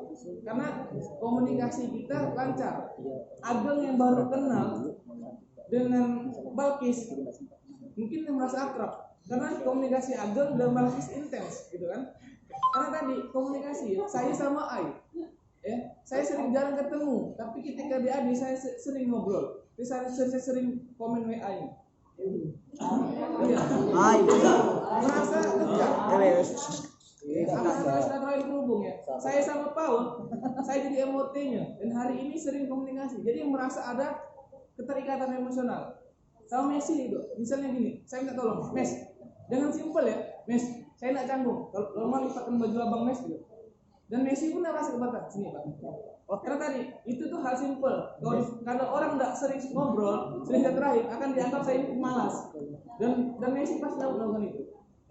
Jadi hal simpel gitu tuh penting ya teman-teman. Jangan kasih akan jadi yang karena ini keluarga. Disinilah saya menemukan keluarga baru. Saya anak rantau ya. Saya punya keluarga di Pontianak, namun saya sudah lama tidak berkomunikasi dengan mereka, jadi saya canggung. Dan akhirnya saya ketemu keluarga baru, jadi dia. Jadi itu, San. Ya. Buat sejarah IMM, perjuangan IMM, banyak senior-senior yang hari ini merindukan adik-adik Indonesia kita ya. Kemarin kalau masih ingat ketika Bang Fadil ngisi materi, dan itulah pertama kali Bang Fadil tidur di kampus tanpa ada kegiatan IMM. Karena saya tanya, kan beliau rindu ya, rindu dengan kegiatan mahasiswa Muhammadiyah, rindu dengan adik-adiknya, rindu dengan ngobrol dengan adik-adiknya. Kita ngobrol sampai pagi, sampai jam 5 pagi. Ya. Jadi ada yang rindu dengan silaturahim. Nanti mungkin kayak dia ya, yang mungkin biasanya di sini kalau saya marahkan, deh di kampus, baru kampus, mungkin sometime gitu kan, dia akan ke kampus dengan rasa tarikan hatinya. Aku rindu dengan suasana sekre, aku rindu dengan kawan-kawan yang hari ini terus mensupport aku. Itu yang saya inginkan gitu. Ada rasa keterkaitan gitu. Kayak Habib Irfan kan, ketika kegiatan alhamdulillah datang terus gitu. Insyaallah.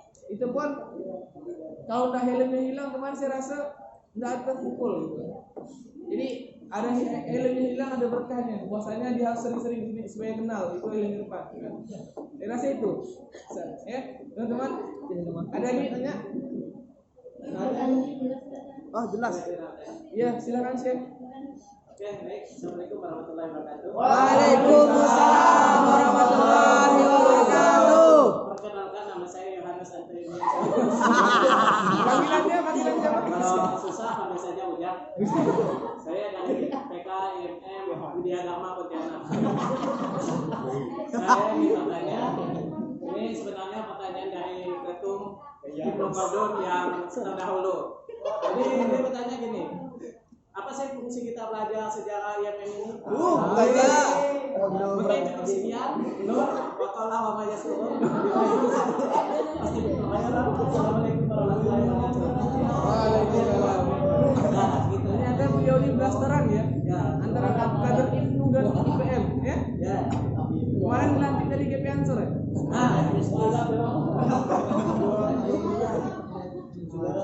Oke, terima kasih Imawan Martius ya. Martius ya. Karena saya pengen nih diskusinya nggak usah tegang, tapi bisa menghargai bersama diskusi hari ini. Ada statement simpel namun bermakna. Apa fungsinya kita belajar sejarah hari ini? Ada yang suka sejarah nggak di sini? Apa bang? Yang nggak suka sama sejarah ketika sekolah? Suka banget. Nggak suka. Karena sejarah ke masa lalu. karena saya nggak bisa buku bang. Saya nggak bisa buku bang, jadi suka sejarah. Oke, ada orang yang suka sejarah, ada orang tidak suka sejarah, dan ada orang yang mau harus suka sejarah. Kita hari ini bukan ada yang mau, ada yang tidak mau, tapi kita berada di posisi mau tidak mau harus mau suka dengan sejarah. Karena kita berorganisasi.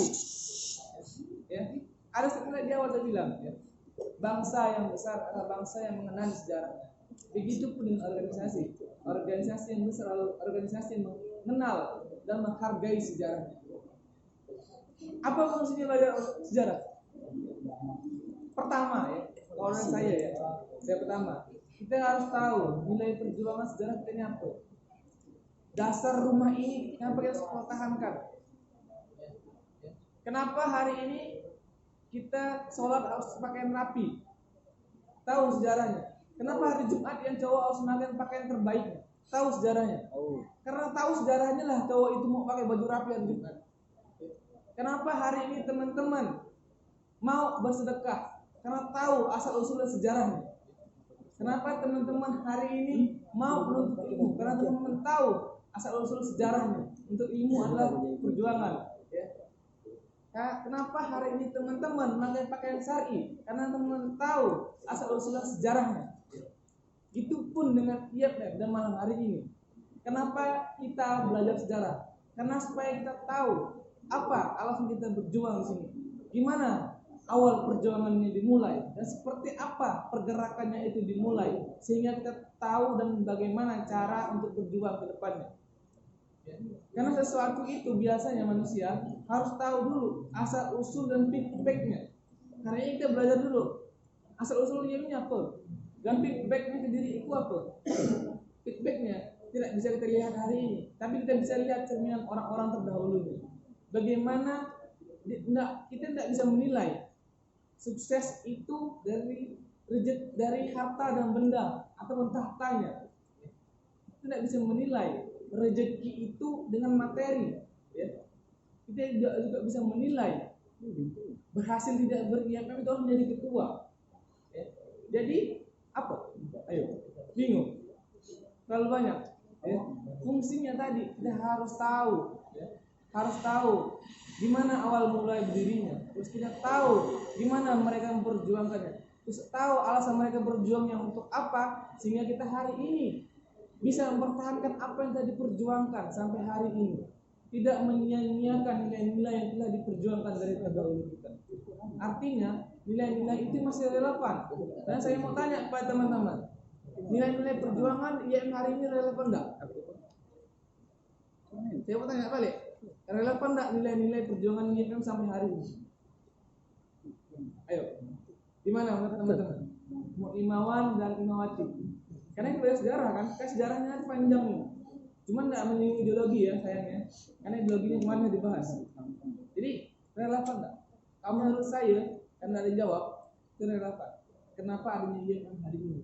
Kenapa masih ada yang kader IMM? Karena semua itu masih relevan dan konteksnya itu masih sepemahaman.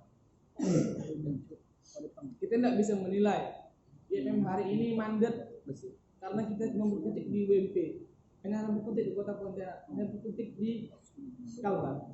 Saya menyarankan teman-teman yang hari ini mulai jenuh ber-IMM, ya, mulai bosan, mulai galau, mulai hilang arah untuk ber-IMM dan alasan ber-IMM apa, silakan main-main keluar Pulau Kalimantan, main-main ya, mainnya tidak cuma sekali, main-main gitu. Main-mainnya dalam artian berproses, menimba ilmu di luar, ikut DAM, ya, ikut LED, ya, silakan. Atau simpelnya ikut muktamar. Tapi sayang kalau cuma ikut muktamar tapi tidak ikut perkaderan utama atau khusus. Karena ada ilmu yang benar-benar didapat. Maka saya sarankan silakan ikut DAM atau LED keluar atau Muklim keluar, ya, untuk menghilangkan rasa jenuh, ya. Rasa jenuh, rasa malas, rasa jalan buntu itu di depan mata. Supaya jalan buntu itu ada celah untuk kita bergerak. Karena jujur ya, mungkin di sini yang udah DAM saya bisa hitung sekitar, ya sama saya cuma 3 orang, 4 orang, 5 orang. Sama saya 5 orang. 5 orang yang DAM di sini. 7 orang. DAM. Dan yang DAM di luar itu 3 orang sama saya yang ada di sini. Teman-teman boleh tanya mereka dan saya nyatakan diri. Ketika saya bertemu dengan orang-orang di luar sana, di sebelah saya mendapatkan titik terang ber-IMM seperti apa. Kenapa saya ber-IMM dan kenapa saya merasa harus memperjuangkan IMM di sini.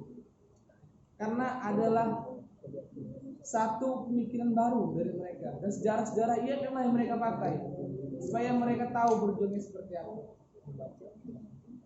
Itu sih. Atau simpelnya gini deh.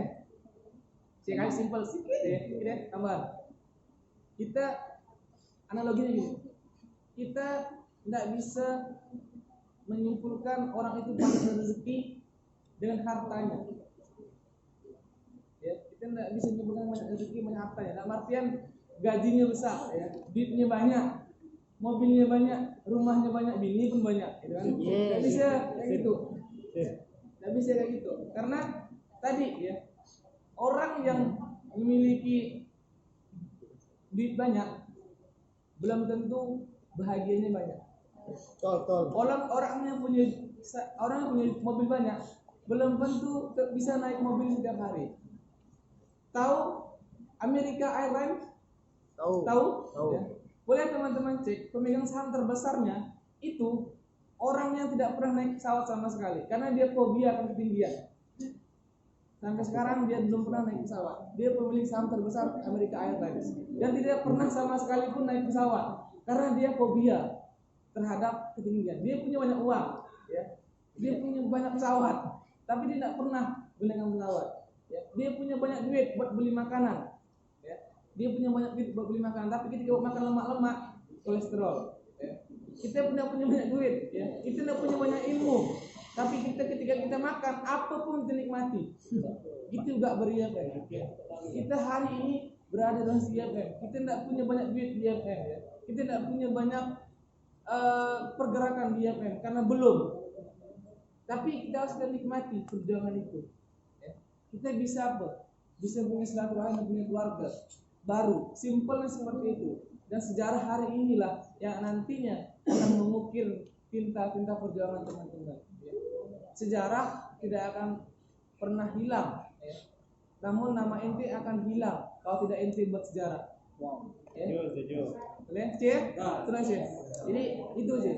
Jadi sama-sama belajar, sama-sama bergerak. Ya. Oke, terima kasih. Sudah saya. Oke, untuk Imam ini tidak ada yang bertanya gimana nih? Boleh. Tadi Sandi. Bukan. Kalau misalnya nggak tanya, moderator. Kalau udah nanya itu ada 2 biasanya. Pertama, sangat-sangat paham dan menikmati. Kedua, sangat-sangat menikmati sehingga dalam waktu bertanya. Jadi 2 pilihan. Kalian tahu nggak nih dalam sejarah? Nanti saya tanya nama penegasan nih, kau apa lagi? Hai suruh, apakah di situ nggak? Ya. Ada nanya gini, ini masih awal. Rai.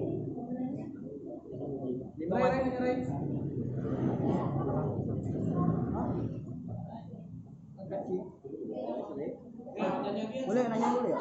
Boleh am? Boleh tanya moderator? Senyum lah moderator begini. Saya sampai nih saya kan?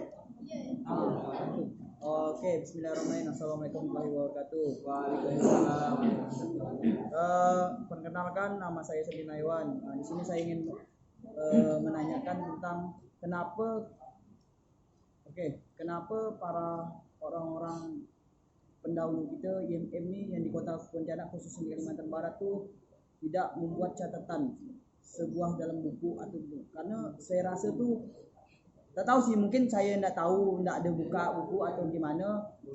Karena saya rasa kan kalau dari mulut ke mulut tuh takutnya nanti ada penambah, tahu lah kan ciri khas Melayu tuh nitip mulut, nitip duit kurang, nitip omongan nambah.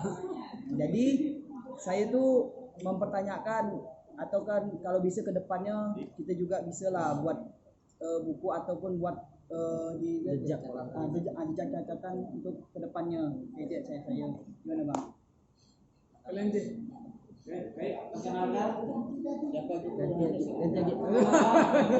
Nama saya Mustaqfir Ansor, biasa dipanggil GP Ansor. Jadi saya dari IMM Hukum Stik Muhammadiyah Pontianak. Jadi saya mau tanya, tadi kan kata Bang bahwa penyumbang kadar terbanyak waktu terdahulu itu adalah Apisena sama dengan Safinatun Najah.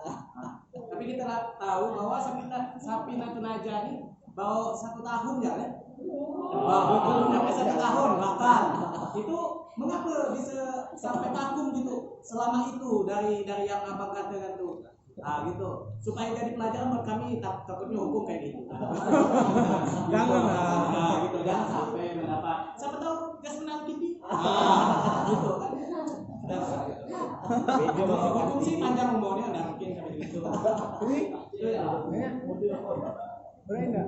Berarti Imawan nanya ya. Oke, Sandi tadi kenapa nggak ada catatan sejarah di IMM Pontianak khususnya?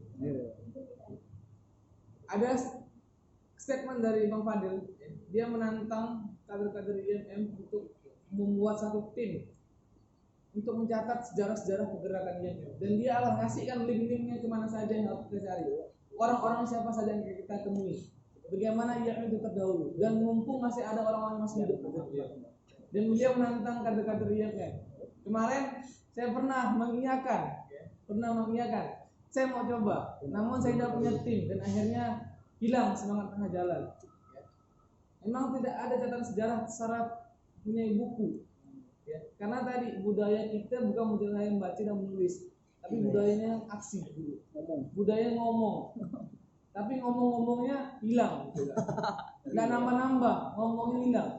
Nah, Bang Fadil mengatakan dirinya, saya siap ngasih link siapa-siapa saja orang-orang yang jadi temui untuk mempertanyakan IMM terdahulu seperti apa dan bagaimana, dengan cara buat tim untuk menulis sejarah itu. Memang hari ini punya sejarah tertulis, hanya ada 1 buku, itu Berproses Tanpa Batas, kalau pernah dengar, dan bukunya dihilangkan sama Imawan Khalid. Berproses Tanpa Batas. Nah, dia, dan dia hilangkan ketika berangkat dari Bengkulu. Oh iya, sama Rama sama Imawan TV. Mereka bertiga buat buku itu 1, dan akhirnya buku itu hilang. Padahal itu sudah satu-satunya cetakan yang tersisa di Pontianak. Allah. Tapi ada filenya pasti. Filenya. Itu salah satu buku yang ada nyatat sejarahnya, tapi tidak lengkap. Oleh karena itu, ya kalau teman-teman ya hari ini di sini mau menjadi tim perumus sejarah IMM Kalimantan Barat, silakan ngajukan diri atau kita buat tim sama-sama. Kita garap benda ini. Saya yakin 2 bulan selesai. Saya yakin 2 bulan selesai. Yang penting timnya bergerak. Siapa-siapa yang saya temui, apa-apa perjalanannya. Karena saya dapatkan cerita-cerita tadi, Bun. Saya ketemu dengan beberapa senior. Akhirnya punya tarik ulur dengan cerita itu. Punya versinya masing-masing. Karena itu perlu tim, nggak bisa sendiri. Ya. Makanya, ayo kita buat tim cetakan sejarah, menyetak sejarah kita ini. Supaya ada kenang-kenangan ini yang mengenai Kalbar. Ini tuh benda gini sejarah perjalanan. Silakan yang punya minat kita buat nanti. Itu ya. Saya bisa jawab itu. Kedua, Imawan Bertus. Ya. Atau dikenal gubernur hukum Imawan Hedri Sapina Najah. Kenapa dulu penyumbang kader ya, kader terbesar itu ada dari 2 fakultas kesehatan dan fakultas perikanan. Dulu emang ya ceritanya panjang sih.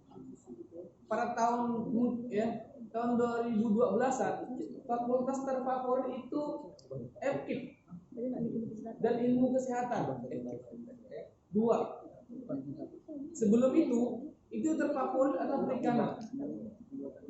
Setelah itu naik ekonomi sampai sekarang, dan naik teknik, yang lainnya menurun.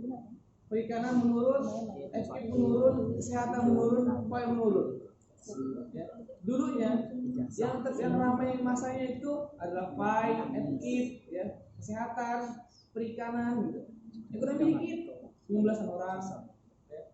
Teknik apalagi baru, ya, hukum baru. Ya. Dikit dulu. Nah, karena itulah dulunya peminatnya fakultasnya ramai sehingga kadernya itu banyak. Karena kebutuhan setiap periodenya akan berbeda. Dulu kebutuhannya guru, betul nggak? Betul. Di mana-mana perlu guru, semua orang berlomba-lomba jadi guru. Terus naik kebutuhannya ekonomi, semuanya berlomba-lomba menjadi ekonom.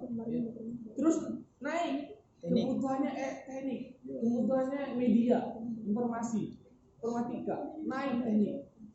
Kemarin naik hukum, ya sekarang hukum di mana-mana dibutuhkan karena hukum di Indonesia sedang tidak baik saja.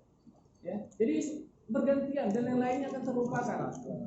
Nah, itulah faktor mahasiswa sendiri. Karena dulunya mau tidak mau ya, mahasiswanya banyak akan menyumbang banyak kader. Ya. Dikit mahasiswanya akan dikit juga kadernya. Karena kualitas akan beriringan dengan kuantitas. Itu pun sebaliknya, tidak akan pernah bisa dipisahkan. Karena fakultas ini dulu perikanan ramai. Sekarang perikanan itu baru hidup lumayan 30-an Messi ya. Ya, angkatan di bawah Messi, angkatan seniornya Paul itu 15 atau 14 ya. Itu udah campurnya pindahan, betul lah. Nah, satu fakultas. Terus Avicenna dulunya banyak ratusan, sekarang berapa? 50-an. Udah mulai mengurang. Itu pun FKIP mengurang. FKIP hari ini ramai karena ada KIP di biologinya. Kenapa kemarin FKIP terputus? FKIP periode lalu cuma 2 orang atau 1 orang FKIP berapa? 1 orang? 2 orang diadil. Periode lalu 2 orang. Dan hari ini dia belum diadil secara komisaris, tapi dia menjadikan 20 lebih orang kader. Karena kadernya banyak. Masalahnya banyak. Karena tadi kebutuhan fakultas itu berbeda-beda. Kalau fakultasnya ramai dan pengelolaan bagus ya alhamdulillah. Itu tidak tahu ya ekonomi 20 tahun akan datang di UMP seperti apa. Ya. Kita tidak tahu teknik 10 tahun akan seperti apa. Tidak tahu kebutuhannya. Karena tadi kalau mahasiswanya dikit dan orang ikut situ pun untuk tak itu malah saja organisasi sama tak berangkau bakal tak ada kader. Dulu orang-orang yang paling vokal di UMP itu ada 2 fakultas dari perikanan sama kesehatan.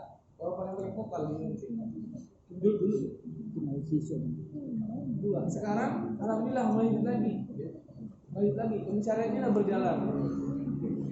Jadi itu alasannya. Karena tadi orang-orang yang masuk fakultas itu mulai menurun. Karena kebutuhan zamannya turun, beda kebutuhan. Padahal kalau berbicara perairan dan perikanan itu tidak ada matinya. Karena salah satu sumber yang tidak akan pernah dilupakan dan tidak akan pernah disia-siakan adalah bidang pertanian. Ya. Kalau negara ini bangkrut, mungkin Indomie tidak laku, mungkin baju tidak laku, tapi bahan-bahan pokok akan selalu dibutuhkan. Dan itu dari mana? Dari bidang-bidang pertanian, bidang-bidang dari perikanan.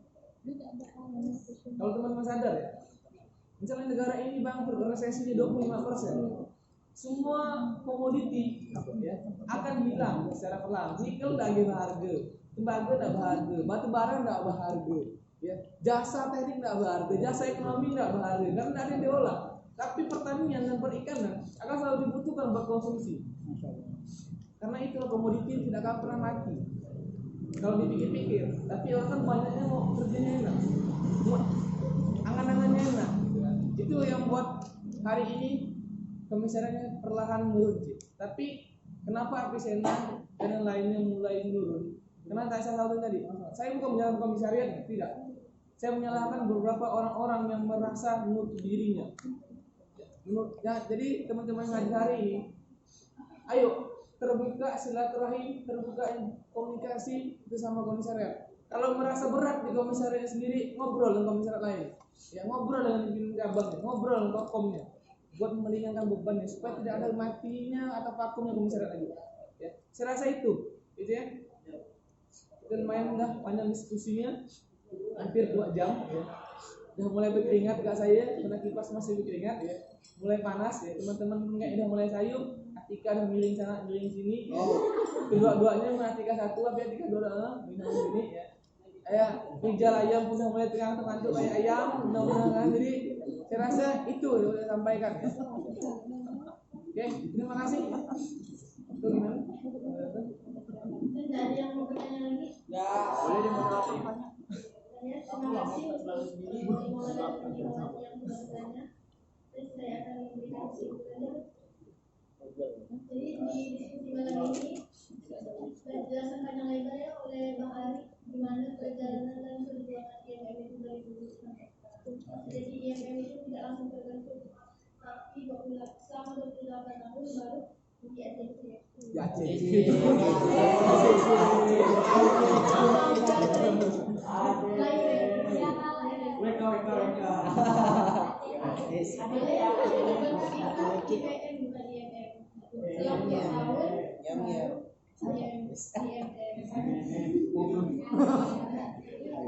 Nah kalau untuk di Kalbar sendiri itu ini berdiri malah bukan di kampus kita, tapi di UPT yang sudah dijelaskan oleh Bang Ari tadi. Kata Bang Ari tadi, jangan merasa malu, jangan merasa minder terhadap kesenjangan kita, dan gimana kita mau berpikir dan bergerak kalau silaturahmi tidak berjalan. Nah, dia kata bila kita melihat pasti Assalamualaikum warahmatullahi wabarakatuh. Waalaikumsalam warahmatullahi wabarakatuh.